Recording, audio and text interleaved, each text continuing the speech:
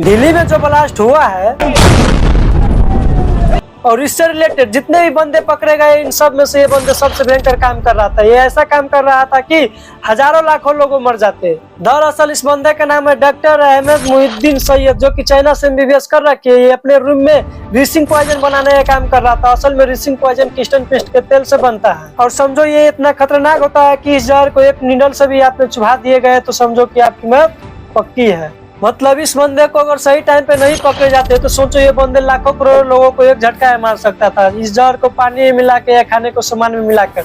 और इससे बचने का कोई उपाय भी नहीं है क्योंकि इसका कोई एंटीडोट भी नहीं है। और इस पॉइजन को ये बंदे काफी भारी मात्रा में बना रहा था। आखिर इस जहर को बनाकर क्या करने वाला था और इसका लाल किला ब्लास्ट से क्या कनेक्शन था।